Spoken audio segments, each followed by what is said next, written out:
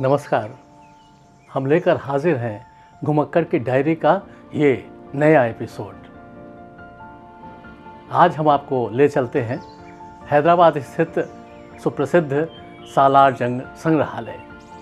तो आइए चलते हैं।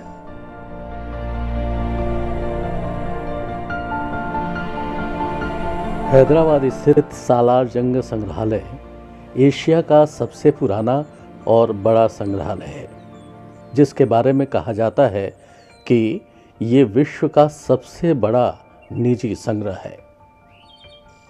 3 भवनों में फैले इस संग्रहालय में कुल 39 गैलरी हैं, जो देश और विदेश की अद्भुत कलाकृतियों को प्रदर्शित करती हैं।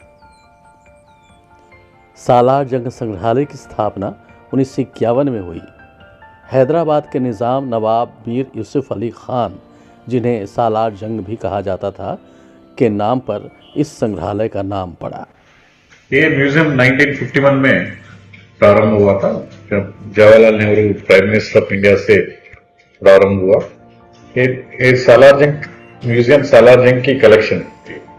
सालार जंग था, वो प्राइम मिनिस्टर था, वो निजाम की अंडर निजाम रूल्ड एक एरिया को 200 साल से ज्यादा रूल करे थे। उसके प्राइम मिनिस्टर्स थे सालार जंग। सालार जंग ये टाइटल है, ओरिजिनल नेम था मीर यूसुफ अली खान।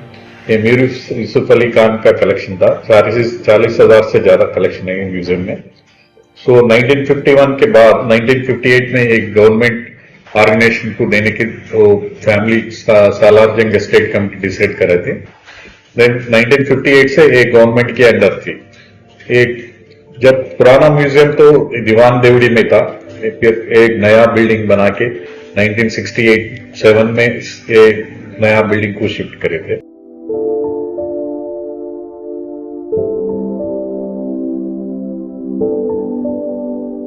डॉक्टर रेड्डी के यहाँ आने के बाद से क्या क्या परिवर्तन हुए, इस बारे में उनका कहना था। मैं जब ज्वाइन हुआ था 2001 में, जब से पहले से भी एक reorganisation, new renovations, new display pattern में हम डिस्प्ले कर रहे, और उसको हम 20 साल में कम से कम 28 गैलरीज हम रेनोवेट करे थे। पूरा ये म्यूजियम में देखे तो आप 40 गैलरी तक है। 40 गैलरी में 28 गैलरीज रेनोवेट करे थे। रेनोवेशन में हम पूरा इंटरनेशनल डिस्प्ले पैटर्न फॉलो करे थे, लाइक एलईडी लाइटिंग और display, showcases, design, flooring, everything we taken care. इसके साथ साथ म्यूजियम में हमारा म्यूजियम में 650 केवी का सोलर पावर है। सो आधा पावर तो हम सोलर से कंज्यूम करते। सालार जंग संग्रहालय की 39 गैलरियों में ईसा पूर्व 2वीं शताब्दी से लेकर 20वीं सदी तक की बेशकीमती कलाकृतियां और दस्तावेज समाहित हैं।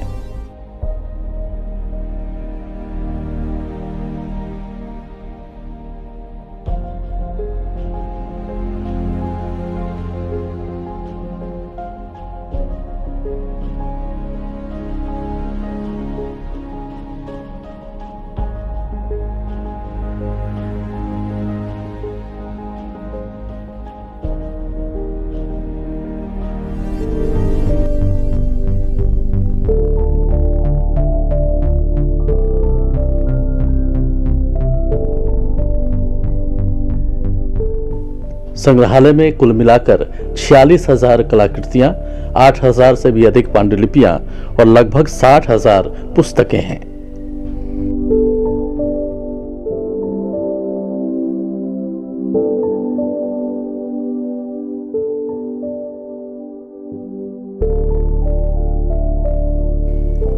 इस संग्रह को अलग अलग भागों में विभाजित किया गया है, जैसे भारतीय कला, मध्य पूर्व की कला, फारसी, नेपाली, जापानी, चीनी तथा पश्चिमी कला।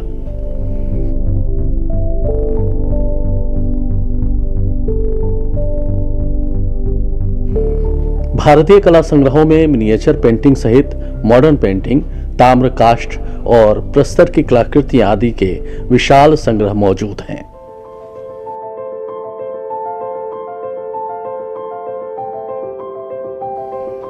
भारतीय मिनिएचर में मुगल, राजस्थानी, तंजावुर और दक्षिणी शैली के चित्र हैं, जबकि स्थापत्य कला में प्रमुख रूप से गांधार और चोल वंशों के काल की कला प्रदर्शित है।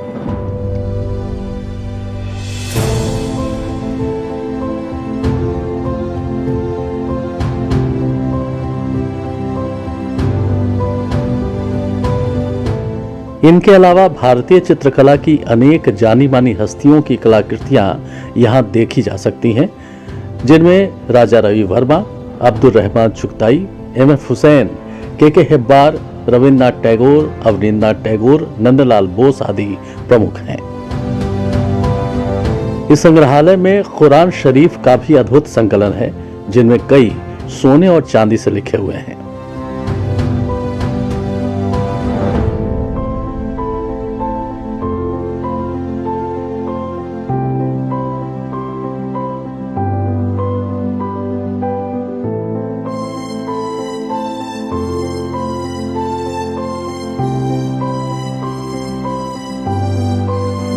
इनके अलावा अलग अलग सेक्शन में घड़ियां, सिक्के, अस्त्र शस्त्र, कालीन आदि प्रदर्शित हैं।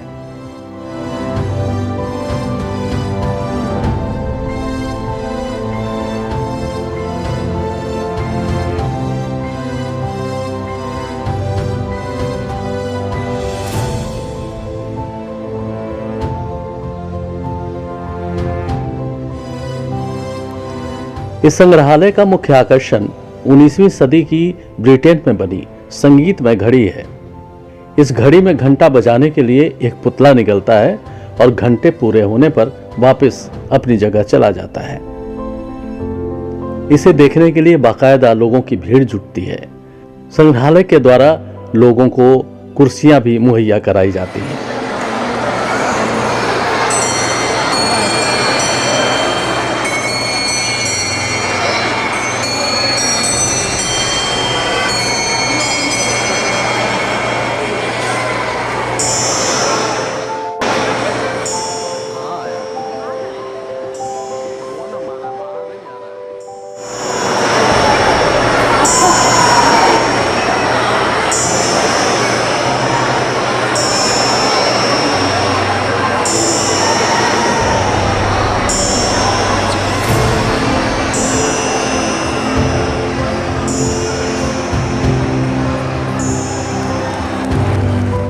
इस म्यूजिकल क्लॉक के बारे में डॉक्टर रेड्डी 150 इयर्स की होगी। अच्छा। वो कुकन केल्विन बोल के एक कंपनी था कलकत्ता में, वो उधर असेंबल हुआ था।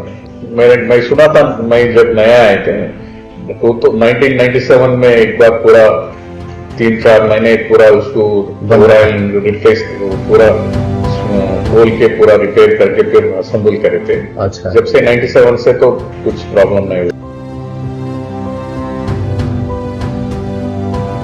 डेकोरेटिव आर्ट्स की पूरी प्रॉपर्टी डिस्प्ले नहीं होती।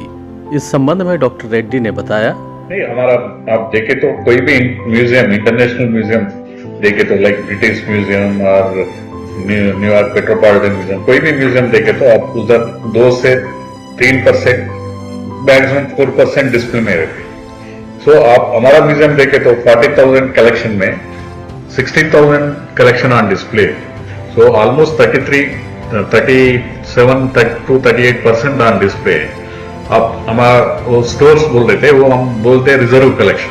वो रिजर्व कलेक्शन है, वो सिमिलर आइटम्स है, नहीं तो डुप्लीकेट। नए कलाकारों की कृतियों के प्रदर्शन के संबंध में डॉक्टर रेड्डी के विचार। साल में हम एग्जीबिशन करते, पूरा नया आर्टिस्ट को भी हम मौका देते। सो ये लास्ट ईयर में 3-4 एग्जीबिशन करे थे हैदराबाद लोकल आर्टिस्ट से, और आर्ट कैंप भी करे थे।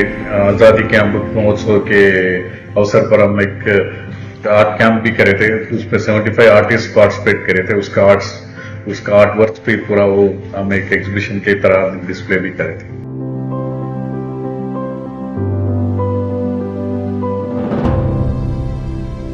भविष्य की योजनाओं के बारे में बताते हुए संग्रहालय के डायरेक्टर डॉक्टर रेड्डी, हम एक इंटरप्रिटेशन सेंटर भी बना रहे हैं बच्चों के लिए। वो बच्चों जब म्यूजियम आए तो उसके लिए म्यूजियम के बारे में वो डिजिटली एक्सप्लेन करने के बाद वो फिर वो म्यूजियम देख सकते। वो भी हम प्लान कर रहे हैं, वो भी भाई नेक्स्ट ईयर आएगा। सो लाइब्रेरी भी है, डिजिटाइजेशन लाइब्रेरी, हम पूरा बहुत बड़ा लाइब्रेरी है म्यूजियम में, वो भी हम डिजिटाइजेशन कर रहे हैं अभी।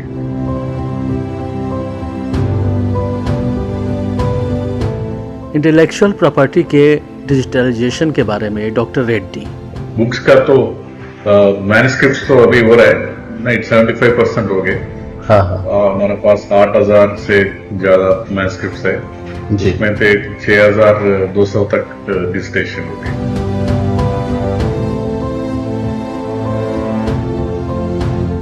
तो ये था सालार जंग संग्रहालय घुमक्कड़ की डायरी के कैमरे की नज़र से।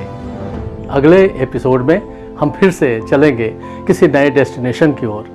तब तक के लिए नमस्कार।